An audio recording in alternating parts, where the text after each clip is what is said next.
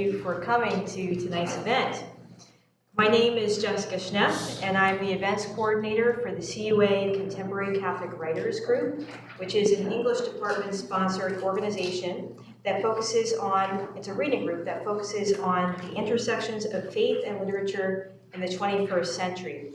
And by the way, these little pamphlets were being handed out. If you want to be included on our mailing list, take a look at that after the program. Our featured author tonight is Dr. A.G. Harmon. Many of you may know Dr. Harmon primarily in his role as a professor of law here at CUA, but he is also an award-winning writer of fiction. His short fiction, essays, and reviews have appeared in numerous periodicals such as Commonweal and Image, and his many accolades include the 2001 Peter Taylor Prize and nominations for the Virginia Literary Prize, the Penn Hemingway Award, and the 2007 William Faulkner Prize for the novel. His most recent book, Some Bore Gifts, is a diverse and moving collection of short stories featuring a cast of characters that includes tree cutters, department store pianists, museum guides, florists, bank managers, junk salesmen, personal trainers, aging movie stars, and even college English professors. When I picked up this book, I couldn't put it down. To steal the words of one reviewer, I laughed out loud, flipped pages in worry, even felt a knife slice through my palm. But most visceral, and this is Harmon's gift, I felt myself disappear in moments of true transcendent beauty. My hope is that you'll get a little taste of that experience tonight. So please join me in welcoming Dr. A.G. Harmon.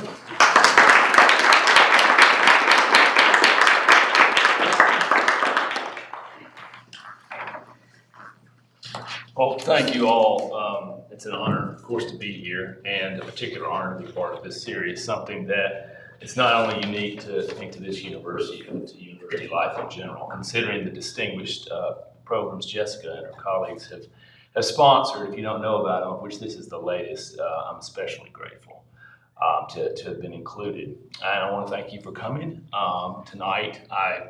And it's an expression of my thanks. I sincerely promise not to talk too long, because I know that I have been a member of the audience more than I have spoken behind the podium, so I know the powers of the clock.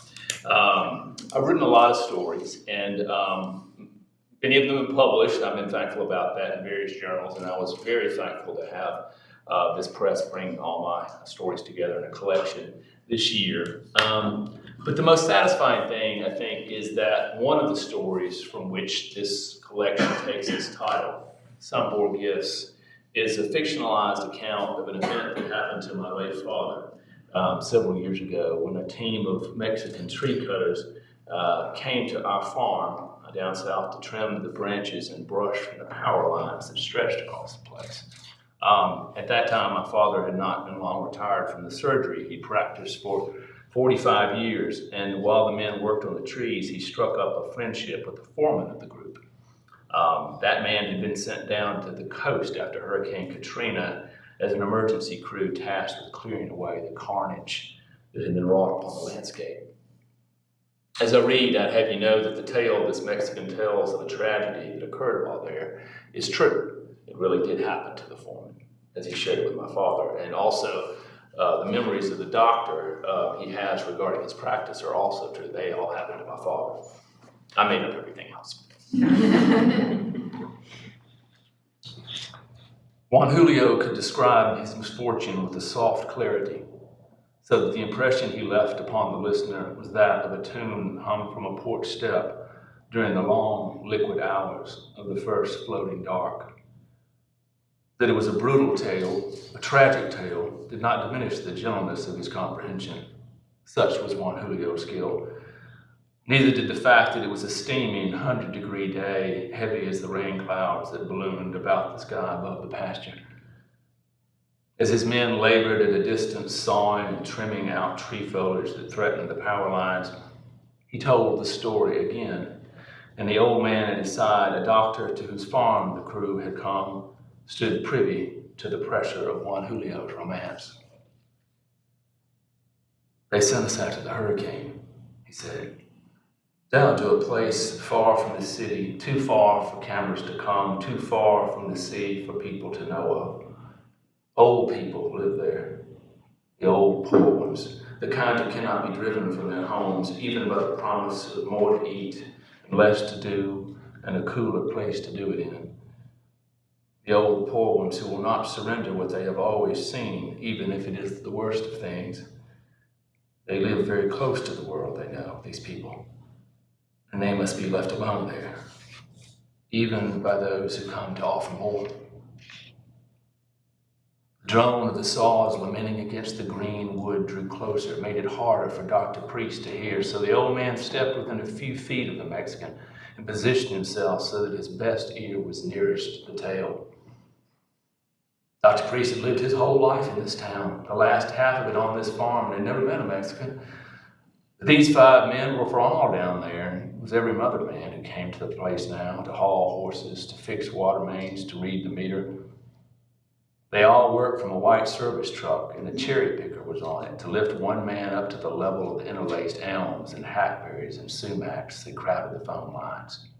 Down the road that faced the doctor's land, a 5th drove a tractor with a boom cutter. A platform of blades whirled its end, the end of an arm reaching from machine to the bordering trees. So they sent us out to the hurricane, Juan Julio repeated.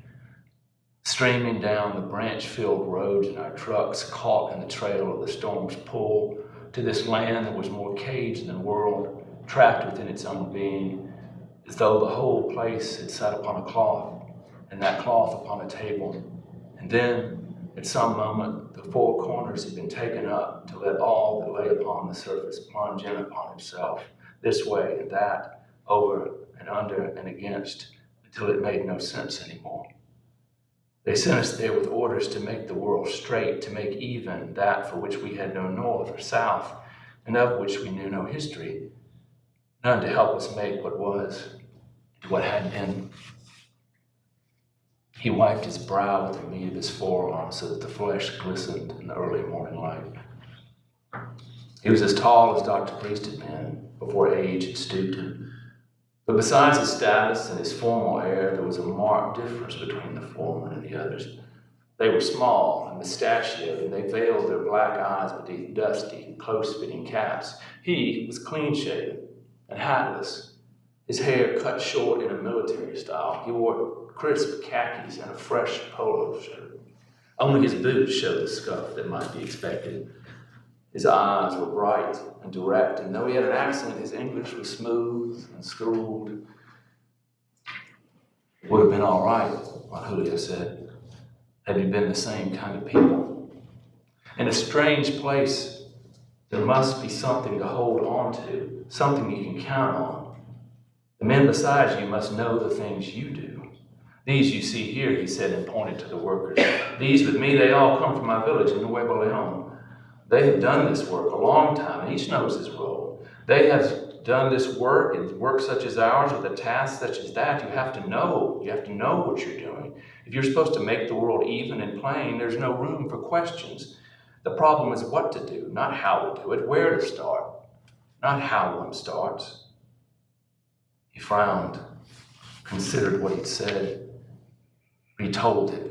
My grandfather told me, in a battle, the questions are small, from which direction to fight, head on or from the flank, not how to hold a sword. The men must already know such things. They must be soldiers by that time, not still farmers. He wiped his brow again, fretted. Dr. Priest stepped closer. But we were not all the same men. Because those they sent were of all types, all skills, and many were not fit for the task. They were men for different times, for a known world. Men who worked with hand tools, who sawed lumber from a mill, who masoned bricks fresh from a mold, or managed water that ran within pipes. The work they did only made sense when the place made sense, when houses lined streets and trees roamed for mowed grass. They were not men for a place with no line between outside or in, when water lapped at windows and trees lay down like the slain. Even the men from Juan Julio's crew were unsure of their way, though clearing the land was their native task. It was as though they were chipping away at an ice wall to uncover the bones of a primitive beast, sweeping the floor of a pit to reveal the stones of an ancient culture, trying to retrieve a thing or a place that the earth had swallowed up with its slow brown mouth. We were dizzy with fatigue, and our thirst could not be slaked, though we drank constantly, he said. The work we did was poor, careless, including that of the skilled. The best of us gave place to the least, and even a good job begun would likely end in frustration. Broken tools, lack of oil, lost directions.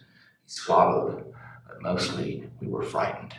Milling about the footsteps of a monster, clearing the ruin of her wrath. We slipped in fits, fought often. Hate came easily. Dr. Priest closed his eyes, nodded. He had been in war. He had known the same thing that the Mexicans spoke of and had done worse than just ponder it. Not only had he done worse, what's more, he had lived to know of other things, worse yet. It was a hazy day that day, said Juanillo, his voice rising to the pitch of the saws. None of us mentioned the pale fog that hung in the air, but we noticed and worried why it should be. Was it fire eating its way towards us silently? They could not smell smoke. So was it rain? The mist of some early child of a storm thrust from the giant's hollow, now growing into a menace of its own? But the clouds were high that day, and the wind was docile. How could it be rain? Still, there it hung, as though they had stepped within a curse for which they were ignorant of both the deserving and the unfolding. And all day they rubbed their eyes, and none spoke of what he feared. I had been working with the tractor, he said, guiding the boom so that it lay against a snarl of trees and undergrowth. The arm would catch at times, buck and bounce when placed against a mass too thick for it to eat. Two men trailed behind me, pulling away the cuttings and piling them on heaps. And I could not see them, but I knew they were back there. The work was slow, he explained, 20 feet an hour along a road they'd only discovered the day before. At some point, I stopped. I climbed down. I did not remember whether I meant for someone to relieve me. I did not recall asking for such a thing. But I remember stepping aside as someone brushed past, climbed into the cab of the tractor, started the motor and the cutter. He continued to point towards the road. Dr. Priest watched on as the tractor crawled, as the mower gnawed. Why did I do that? He asked the old man. Step away. I remember I stopped, surprised to see my feet, and wondered how I'd come to be there. I put my hand to my head, and he did so again, brushing his brow, as if the doctor had asked him to repeat the gesture, so as to unfold the symptoms of some malady. They tell me I'd worked for 8 hours straight. They tell me that I had taken no water. Those things I cannot remember, though. I can remember the size of my tongue. What is true, it is impossible to say now, because though I did not see it, as I stood there, the new man in the cab lurched the machine forward so that it bucked on its axle, one wheel catching and spinning in the mud. He turned sideways, threw out his hip to mimic the thing's massive pitch. The boom snapped, the pins that held it fast, so that it swung free, turned back on the two men behind. One lived clear, not the other. The thing destroyed the man in a scale of ways, as though it could not decide on the right way in which to kill him. There were two great slashes, one from his ear to his chest, the other from his collar to his hip, so that he lay on the ground in a curve like a spring coiled on an angle. It was a neat death, said Juan Julio. The cut so great that the blood came in gouts, not showers.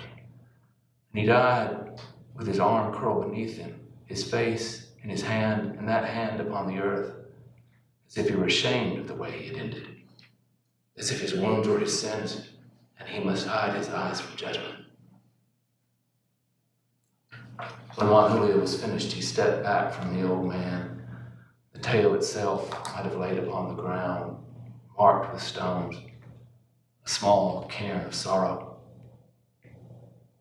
Dr. Priest observed the silence, or so much of it as it was. The men were still laboring in the trees, but even after a few moments had passed and the workers were further down the way, he could not bring himself to ask more. For Juan Julio had finished, to call him back to the story would be an offense. Dr. Priest had always respected the delicate, sponge-sugar quality of endings. The sun lumbered on through the sky, on, and eventually he made his way back through the shadowless pasture to the house, the crew having stopped for the day. He opens the door, stands in the kitchen to let the frigid air dry his sweat into a carapace, but he doesn't feel like ending the day just yet. So with a glass of iced tea, he goes back outside and sits on the gallery swing. It's the time of summer when the light barely surrendered the sky. Hours from now, there would still be hours yet before full dark. Night was a scarce thing. He scarcely missed it. He would never have thought that possible. Once it was all he had longed for, a cloaked, unbroken chain of rest with no calls to rouse and summons. It had been such a rare thing. Now his wife has to badger him from his chair in the late evening to force him to go to bed. He would always rise before dawn, and he always keeps the house lit. The sun was reaching the point in the afternoon when it fell level with the roof line and hence shot a cannon of light beneath the gallery eaves. For the time being, it only blazes across his feet and shins, but soon the glare will drive him from his place. He lifts the tea glass, runs it along his forehead, down his cheeks. They had taken a liking to each other from the first. He and the Mexican, at least Dr. Priest, had fancied as much. He would admit this was partly due to the fact that he enjoyed any new thing that presented itself in a day. It had been such a long time since he'd had a reason for rising. But on that day, they had come unexpectedly. Juan Julio stood outside the door formally as though he'd come for a visit, explaining that the town had hired and written sent them that it was time to care for the lines. 5 years had passed by the municipal schedule since the trees had been cut. Priest then and there said his wife did not care for such things. She valued her trees, no matter how far across the farm they traveled, no matter whose power was threatened by their height.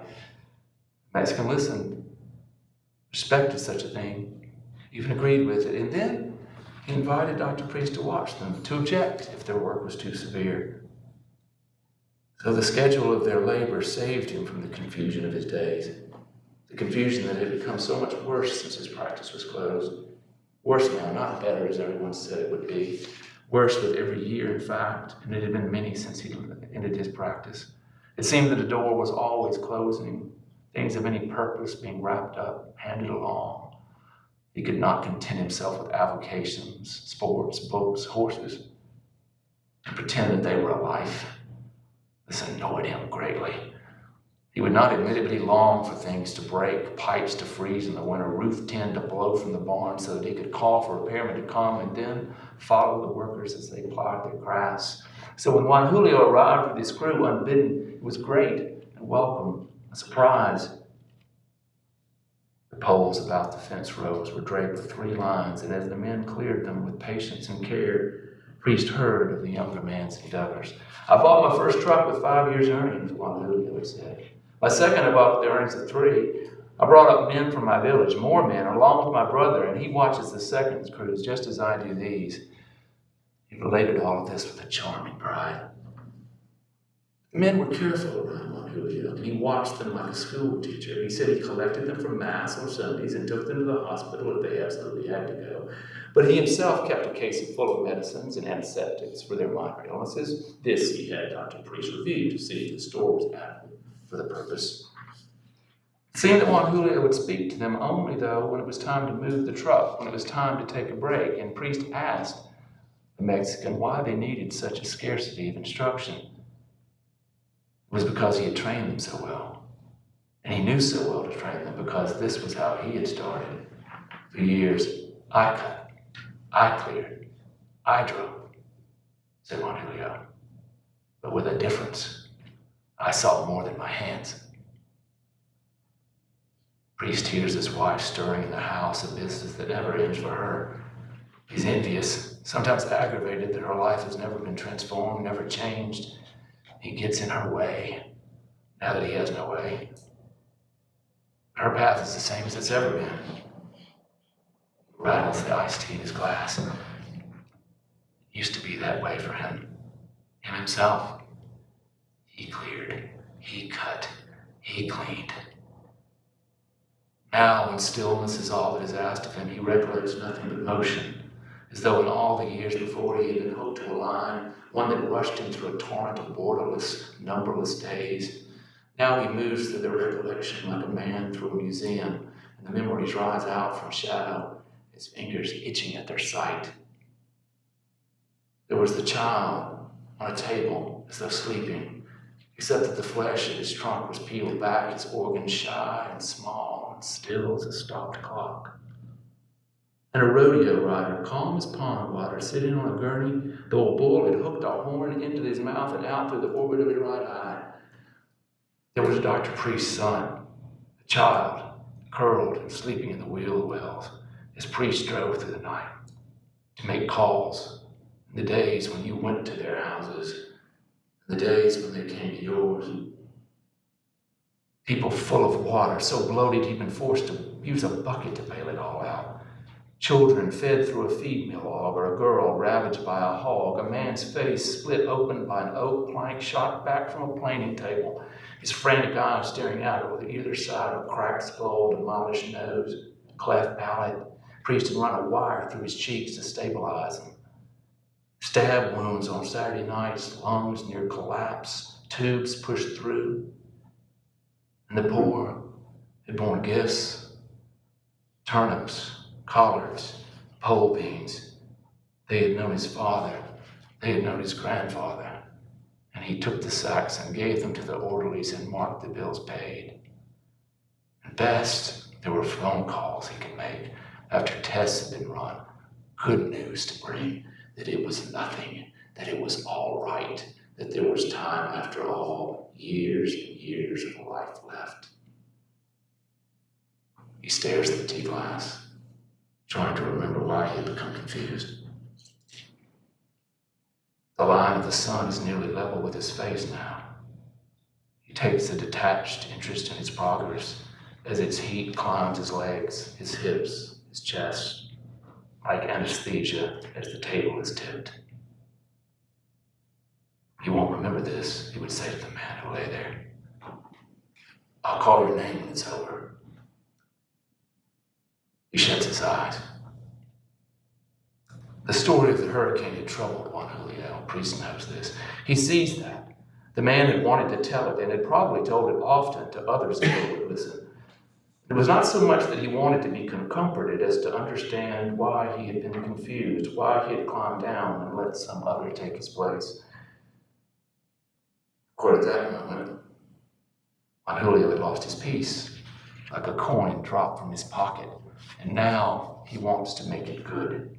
He wants there to be chances, possibilities, likelihoods that would crowd it out or give it purpose, prospects, options. He wants assurance that there will be field upon field to work through, and even if he has not done this, he can yet do that. And even if not all has been accomplished today, and there's the day to come, most of all, if he has failed, there would yet be successes. Now he's caught in the storm, Juan Julio, and now he cannot see his way. It worries him, which is why his clothes are so clean, his hair brushed so well. Yes, he was always earnest, but he is more so now. He is meticulous in the fault now.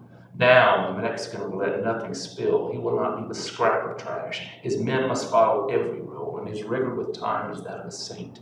He is prepared, alert, and in his mind, he is forever telling himself where he is, what he is doing, what he is yet to do, so that he will not be caught out again. So that he will not be found dreaming. But he has time. The more and longer he lives, the more he can tell the tale again and again until his labors drive it from his mind. That is what Dr. Priest will say. He will give him that peace when he comes back, that he has time. He could set this bone for a bone that could not be set. Cut out this mash for the one too large to cut. Apply this pressure for that which cannot be damned. Raise the near dead for the deer that were not dead and could not be raised. For he has seen his face, what every man fears. Priest has been the one to whom they held when they realized at last that love alone could not save them. not their wives or husbands or children, but him, only him, when blood and history and friendship hold no power against a rampant disease, a failing heart, time, and he would rise at such a thing. His muscles stiff and tight, he would rise at what they believed of him and talk to them like an angel with a sword in his mouth. But now the days are full of skies that will not rain, that beg a purpose they are not given, and he will not let me answer. He will not be let to offer or speak, test or try. Like a horse in a barn that sees a field through the cracks in his door, he stamps at his place. Though he has legs still and a heart and lungs and blood, he will not be let to run over it, not even to stumble and fall. Now he rises at night, ready, prepared, if only they would let him. He looks for a task, for a thing to make right, for help to bring, if they would let him. He haunts the corners of the house, the places of recess, as if they hold a discovery, a mute cry, fraught eyes. He could be ready. He would need little. He had restored a man's windpipe with a penknife. He had tied off a vein with baling twine. Priest stops the swing, stares into the pasture at the clearing of the trees. They must be let through, he's decided. The lines, they must be let through to carry answers, voices, questions put. Though they damage and distort the living, break between the green, pulsing world with their naked purpose, they must be cleared and let through. Or they run between things. And they must be prepared to stand and wait their time. They must be ready, as he was, always, even now, to say to those who called, who held up the bright red water of their need, be still. Bring me the light. Hold it here. This is the way. Thank you.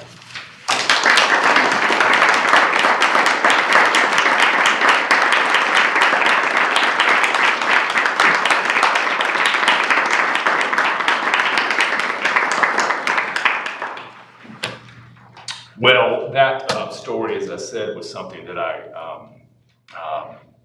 put together after having my father share this experience. I guess after having lived with somebody who has told you stories all of your life that you were somewhat in awe of, they matched up with something that put my father in awe, to hear this man tell him this.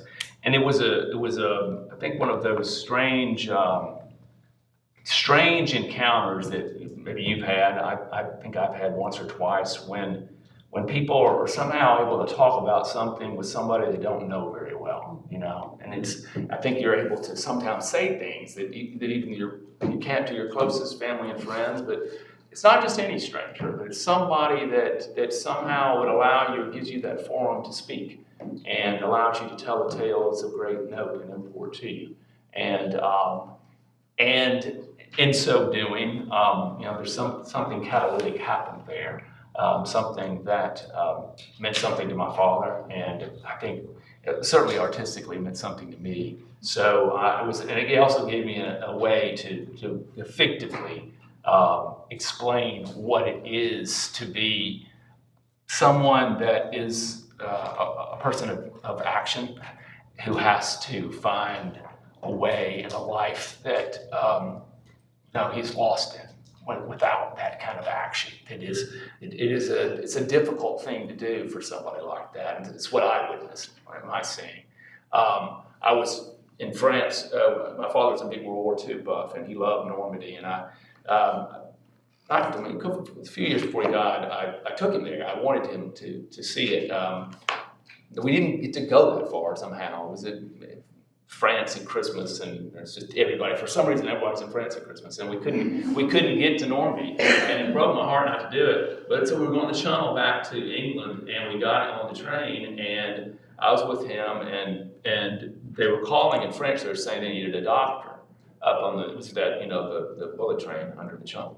And I looked over and I said, they need a doctor, something's wrong. And he said, well, I don't speak French, and I do somewhat, not great, but okay, I can do that. So I said, well, let's go. So we hopped up, we ran up there, and this guy was up there in first class, and he had some kind of problem, and I think he'd been snorting coke, actually. I really do. I didn't translate that for my father. He did the examination, and it was all fine. We were walking back, and I said that, the training people gave us 2 cups of tea. I'm like, well, that's cheap, 2 cups of tea for our trouble. But I said, well, Danny, that was something you did together. He said, I had a great time. That was the best. That was more fun than I've had. And I thought, well, he had missed that so much, that part of being, right, to be the one for somebody to come to. And I think that says something about the holiness of labor, about how, the task, whatever you're given, whatever you have to do, we complain about it, but it gives us direction. It funnels our days towards something valuable, and we are things made to do. And I hope that this story was able to pull that off. Questions from the audience? Yeah. Anyone have any questions? Yes, Carol. Do you have any longer works or novels that you're getting back, now that you've had the success with this one, getting back out there, or do you have any longer works? I do. I've got something I have, a novel about a psychopath who I think is really an interesting psychopath because he is a philosopher.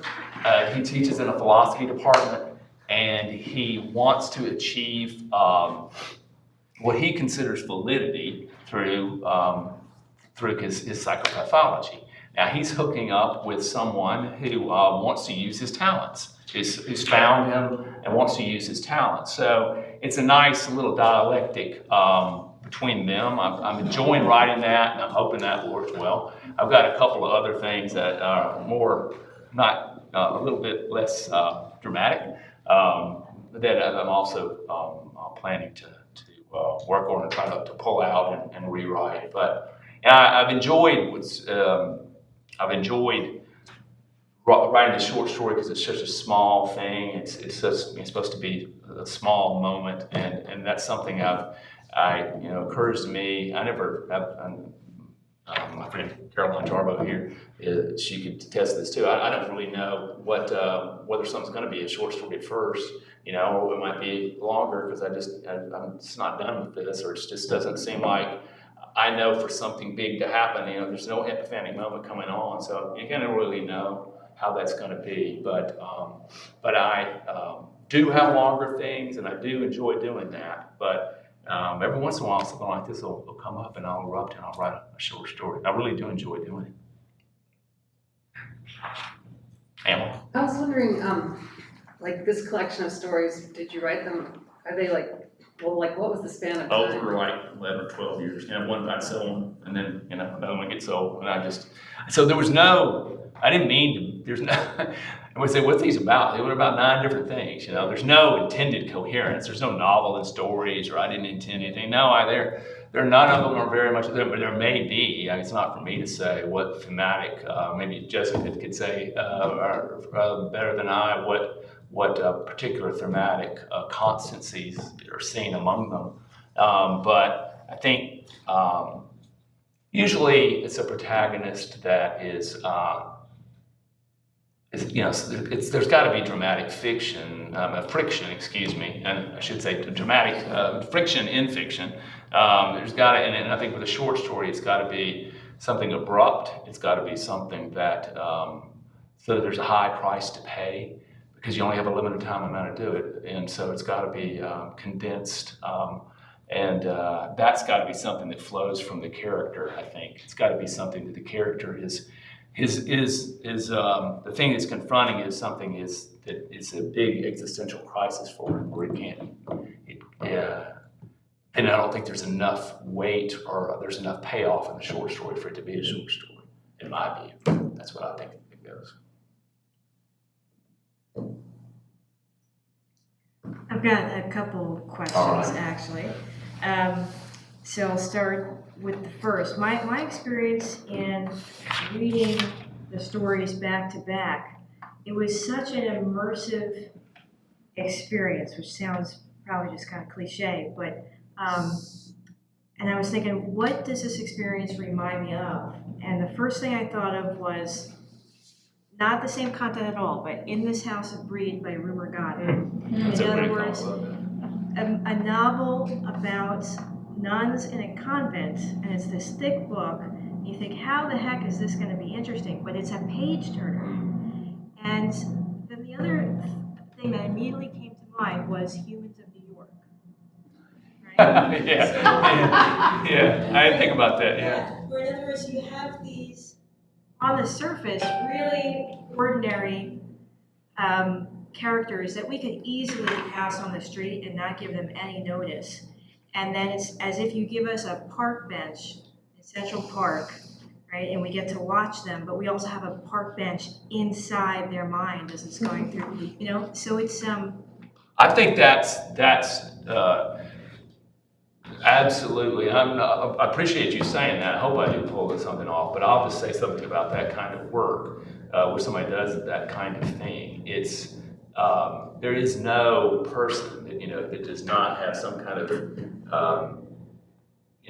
who was it? Is it Philo of Alexandria? There was a credit with saying that everyone you meet is fighting this huge existential battle. I mean, huge battle inside itself, and that's going on with every person. And he thought that was the reason that we should be kind to each other, because every one of these people are going through something, a great turmoil, and that, of course, is the human tragedy, but it's also, I think, the dignity too. I think that's that is going on inside even the most mundane of people. That something of epic scale is happening within them, and I think a short story should focus on that one person to pull that off. actually, so my question is, do you usually start with thinking of a character or a kind of person? I do. Rather I think it all starts with, well, I'll put it this way. Not so much a character, it's just that it's something that's some scene. I'd say that. Like something will strike me as a scene, and then I'll just wonder, what kind of person is that person in that scene, and what's the next thing for him to do? And one of the most profound things, I mean, everybody would go to Faulkner for 1,000 things, but Faulkner, he was right about so many things. He said, he did Sound and the Fury because he said, I was thinking, for some reason, this image came in my head of this little girl in a tree trying to look through a window. And I got thinking, why? He said, I don't think he said he even knew why that popped in his head, but he said, well, what kind of little girl would that be? And why is she in that tree? And what is she trying to see? And from that, everything came from that scene, some natural thing and some natural inquisitiveness, so that the story was built around just trying to make that scene valid and true. And of course, they are the people he knew, and it's the milieu that he lived in. So they're his people, it's his world. But they all come out naturally and organically, instead of this doll or thing that I stick all these platonic ideas in his head and I make him do all this stuff. It's this natural thing, and you're asking yourself, what kind of girl is that? What kind of people would she be from? What is she trying to do? And something organic and natural will flow out from the scene. So I think it's that kind of thing. Like there's a story in there about this man called Man with Wife and Child, and he is mistaken for belonging to a woman and her daughter, and everybody thinks that he belongs to them. It turns out he doesn't belong to them. And he's very alone, but he loves being mistaken for belonging. And so he starts to trail them. And because this is the best thing that's happened to him. And that happened because I was sitting on a plane, and this stewardess came by one day, and I was, looking at my phone or something, and she said, do you want any peanuts? And I said, no. And she said, is this your daughter? And I looked, I said,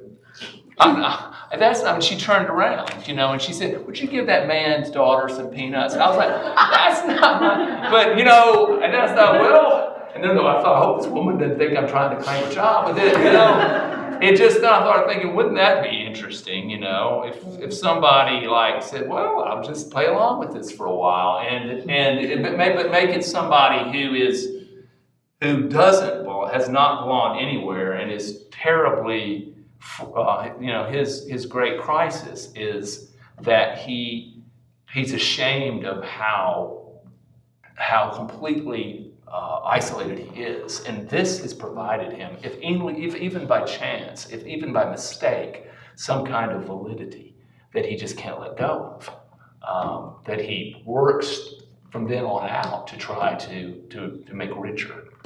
So I guess what I'm saying is that was a scene that happened to me, and I think the better themes are the ones that are just scenes that you've made into something.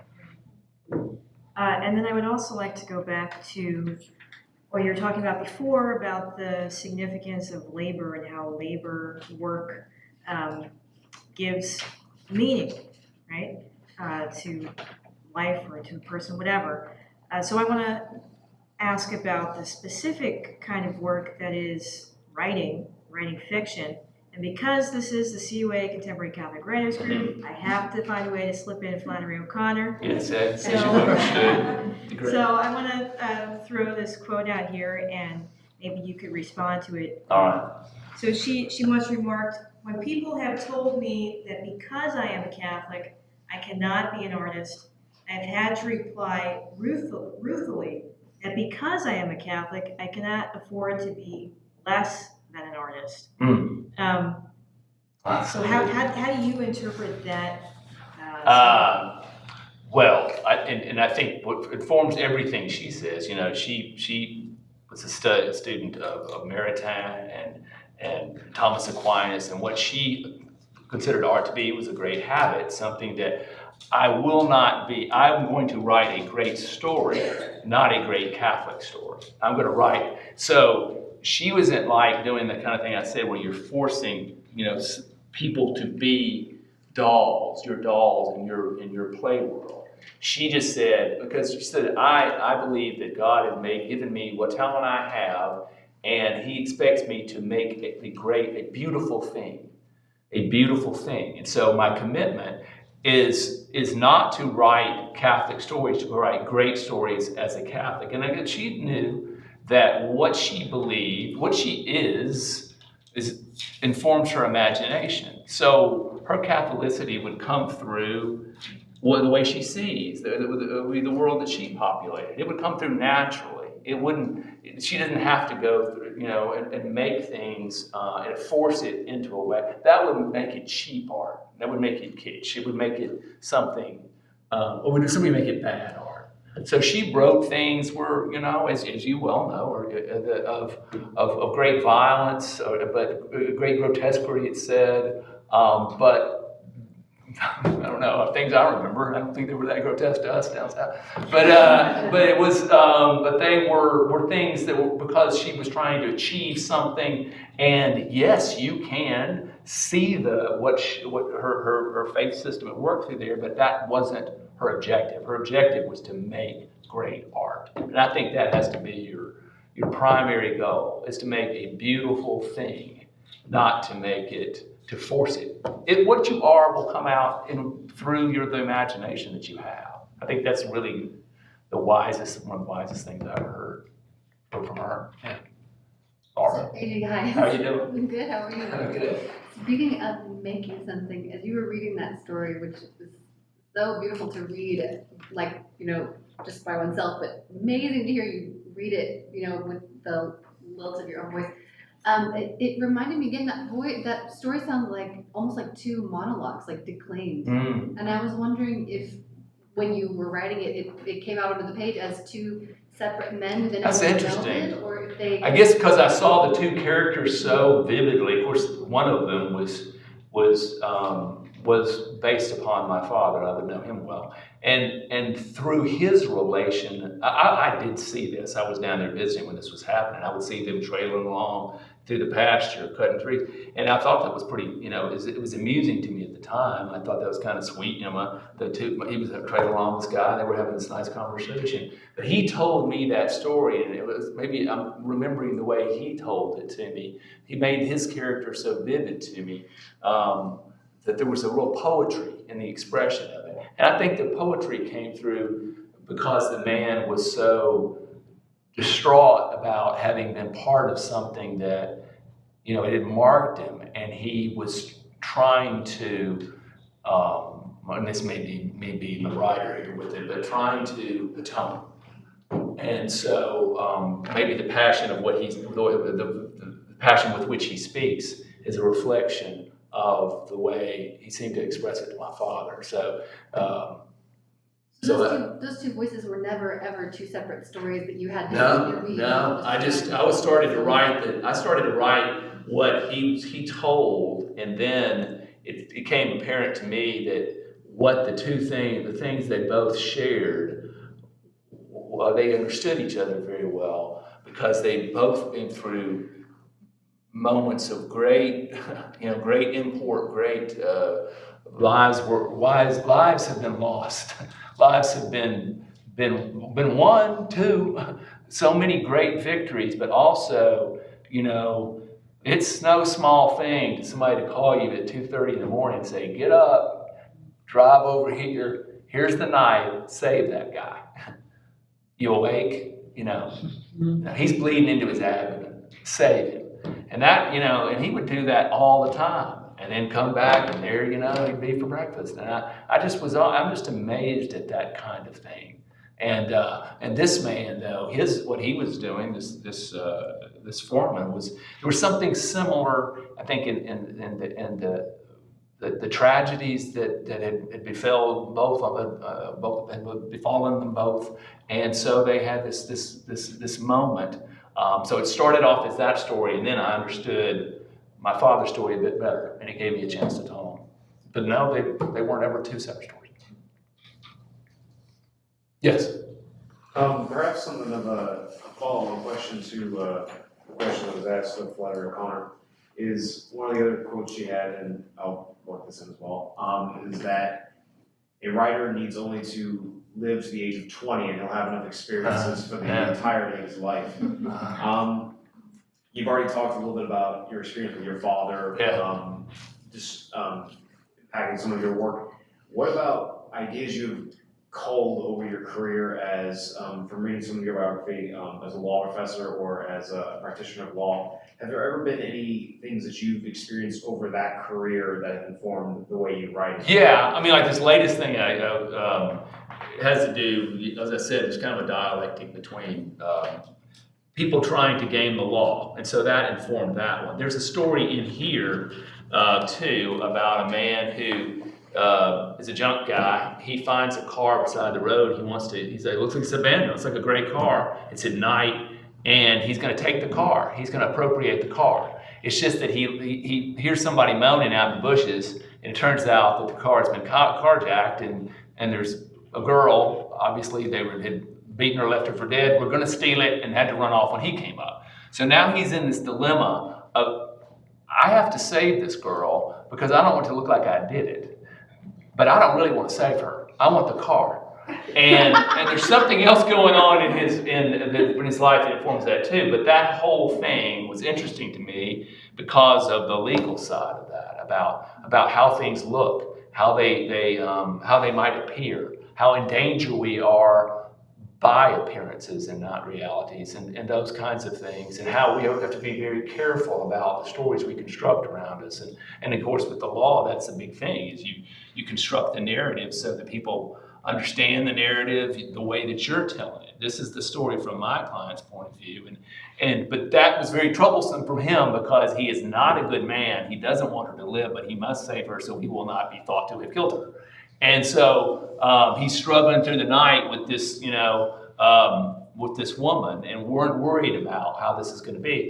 So yeah, it does. It does. Not just that, of course, not just the legal side of things, but it's anything you go through. It's just made your life that, that's your imagination is that much more fertile for it, and you do go to the stuff that's natural to you. Of course you do.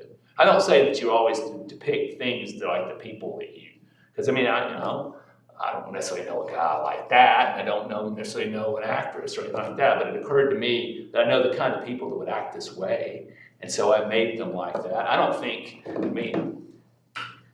you gotta write what you know stuff, yeah, but we all know, if we're human beings, we know a cache of things, and we know what it would be, even if, we have a great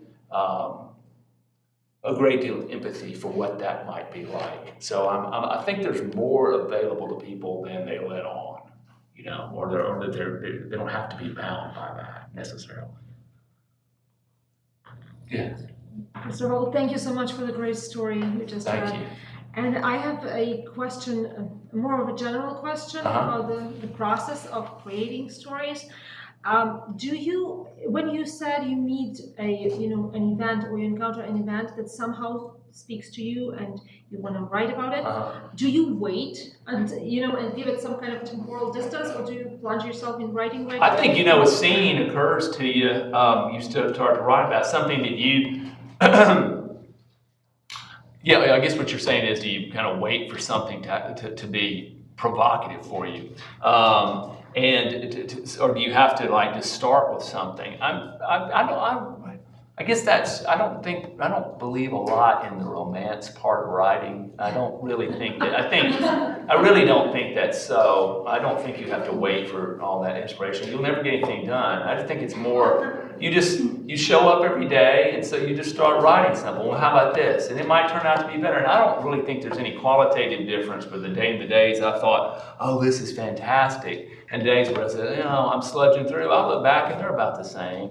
I mean, they are. There's not much difference. You think that, but it's not so. And if you don't start doing something, then you won't ever do it. So I just think you just say, okay, well, how about this? And you go and you see if it makes sense to something. If it doesn't, all right, you do something else. But I really do think it's more of the craft, like Jessica was saying, the more O'Connor would say. I get up every day, I'm there, and I don't always enjoy it, but I'm there every day. And sometimes it goes well, and sometimes I get a lot done, sometimes I don't, but I show up every day. And I think that kind of workman-like attitude, a craft. And as I was saying to Pam Ward, I think I was saying earlier, I enjoy this. People ask me, trying to purge anything, or this agonistic process. I like making stuff up. I just like making stuff up, and I've always enjoyed doing it. It's not like, I'm making $1 million doing it. I just enjoy doing it. And I think if you take that workmanlike attitude about it, I think the people who say, well, I can't do this because I don't feel like it right now. I don't know if you really like doing it. I'm not sure you really enjoy it that much. If you enjoy doing it, you do it. So I said I wouldn't wait for some great scene. I said, here's one. I'm gonna write about it. Maybe it'll be good. All right. Well, we just have a few minutes left, and I'm going to ask you if we can stick around for just a few more minutes. The diversity of these stories, I had a hard time picking out, you picked out the first one, and then I thought, well, could we just do maybe 2 or 3 hours where you just read us through rush hour? So perhaps just to give us a little bit of a taste of the variety of these stories, could you give us a little taste? I will. She told me what passage she wanted me to read. This is a real short one, but it's a story called For Your Listening Pleasure, and it's about, there used to be department stores in every city, the real department stores before Macy's bought them all, and they were, and they were like, every city would have their own, and they were places you'd go, your mother might take you to get your Easter clothes there or something, it was a grand place, and it was an event to go there, and they'd have these big restaurants that you'd go to. Well, I remember one where there was the pianist, and the pianist would play these beautiful, musical scores and things for the background. And you'd go there, and he'd be by the escalators, and you'd play, and he wouldn't say anything. He'd just nod, and everybody would stand there and look at him, and he would play for a while. And he just made this beautiful background world. Well, one day I went there in it was covered, the piano was covered, and then the next time I came back, he was gone, and he never came back. And they had ended that whole dimension to the department store. And so I got to thinking about that guy. I started making a scene, and I thought, the kind of person who brings a kind of a background beauty to the world, who didn't want more than that. And so I made him this fella who is a piano tuner but a pianist on the weekends at a department store like these old kind are. And his ex-wife had wanted him to be a concert pianist. She wanted him to make something of himself, but he didn't want that. He wanted what his first wife, who passed away, understood, is that he loved this kind of ambient beauty. He wanted to serve. And so I'm going to read a passage here. This is all happening as he's waiting for an ambulance because he's just severed a tendon in his hand with a carving knife accidentally. And he realizes that this is going to be the reason the department store ends. They've been waiting, they've been wanting to end it, and this will be the reason they shut him down. Because Macy's is on the way, and his idea of beauty is on the way out. Times change. He's aware of that. It so happens that he does not like the president as much as he had to pass, but others seem to. If the atmosphere is less important than the product now, if the fluidity of the traffic flow trumps the tenor of the ambiance, that is the decision of those who know more than he, and whose investment is at risk all the while. He concedes that. He's not angry. When they closed the restaurant in the penthouse, he had not complained. When they moved the piano from station to station, down and down, further and further from the top floor, he had not said a word. And now, if it all ends, there's not for him to object. Besides, it's not that he regrets the loss of the piano so much. What he will miss is what it has allowed him to do, to serve in the background. That is all he'd ever really wanted, really. That is the most he's asked for. Next to him, a placard on an easel for your listening pleasure. Just those few words, nothing more. Certainly not his name. Because he was not a feature, but a support, part of the whole. Not at the center circle, but in the wings, not on the stage. People give him the shadow of their attention. They're soothed and glorified in an unconscious way by his labor, as though pleased in their sleep by a light wind passing through a screen door. While the others work and toil to sell their wares, sunken in the hard transaction of words, he provided a softening allure, a medial charm. There was a sacred purity to it. People floated up and down the escalator past his offerings, his songs in a major key, and their eyes, forever long, blessed him with a benediction. He gave them that, a chance to do that. There was Sammy, a smiling, bald man from New Delhi who ran the jewelry department across from the piano. He always wore dark shirts beneath dark suits to set in relief his florid silk ties. And on the weekends, he's a ballroom dancer who waltzes his wife around polished gymnasium floors. But on the weekends, that's the weekends. On the weekdays, he spends with his mistress, Dorinda, a tiny wrinkled woman with ink black hair, teased high and caught at the neck with a gigantic bow. She sells furs, sables, and ermines to old ladies and rich Arabs and tips Sammy off whenever they're in the store. When he is not holding a woman's hand to slip a cocktail ring onto it, cooing at the velvet texture of her skin, he will lean across the counter and call out to the pianist, "Oh, my friend," he'll say, "after love is a many splintered thing, majestic, wind-blown, cliff-perched, play that one again. There's a rich lady over in furs right now. She'll have to have a ring if you break her heart with that one." But the pianist would only smile and shake his head because he refuses to repeat himself. He has a rotation. He will do what he can to help Sammy without ruining his order. "Here she comes," Sammy would say as the woman emerged from the furs. "Come, my friend, make her stop. Play something loud and gorgeous to make her stop." As Sammy stands at attention, beaming his smile upon the approaching woman, he might segue into "A Time for Us" of the summer of 42. "Oh, madam," Sammy would say and swoon, "how lovely. Allow me to at least see you in these diamonds while your song is all about us. That is all. Just let me see you."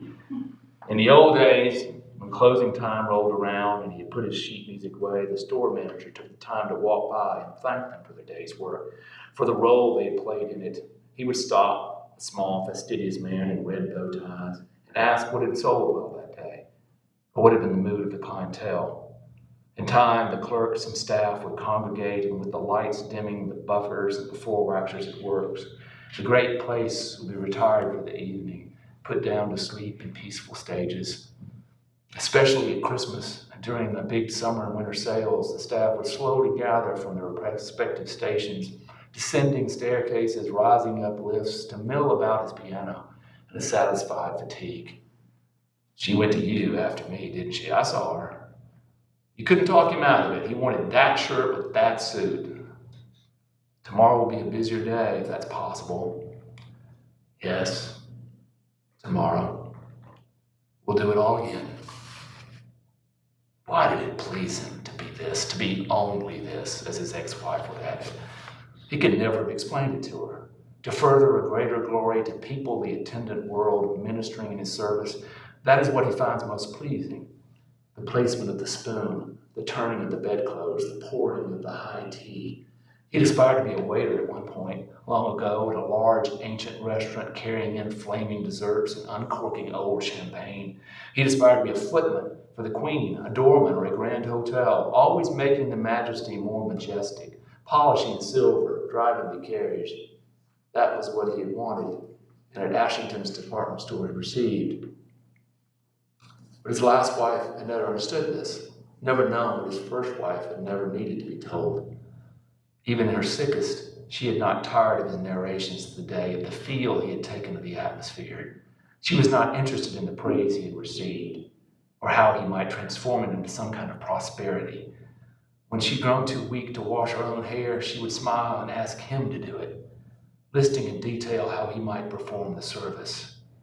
He noted with care all the preparations, all that she would have him do.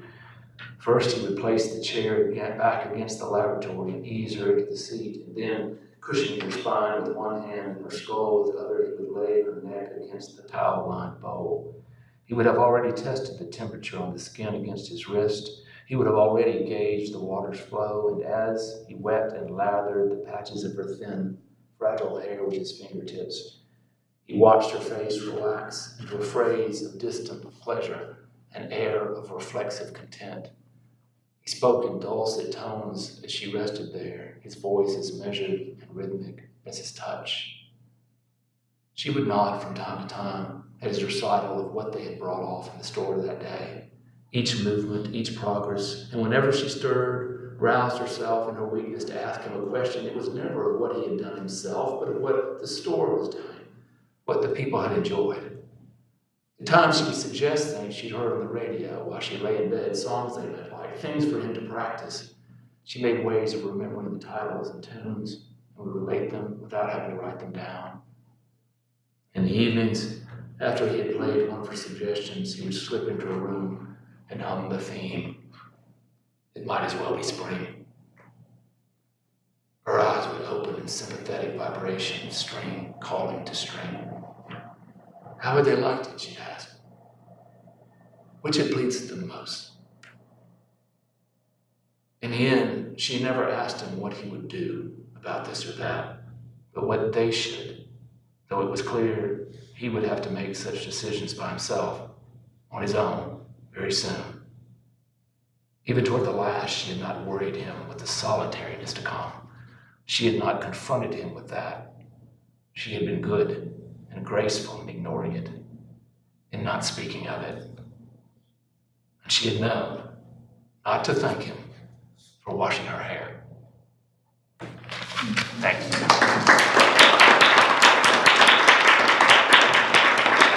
You probably need to end, but do you want to ask one question about art and? Oh. Yes. I think that was my Flannery O'Connor question. All right. Perhaps, but- One of the things she had asked was about this whole idea of service, and I want to just finish up with this: is the idea of playing a part, of being in service to something greater, and to that humility towards it. And I think that's that's something that anybody would hope to achieve, is that the story had a life of its own and did good things, and was, some organic thing that wound up being bigger than you'd ever intended it to be. So I think that's the accomplishment of really, really great stuff when it means it goes on meaning far beyond your last part in it. Anyway, thank you all very much for coming.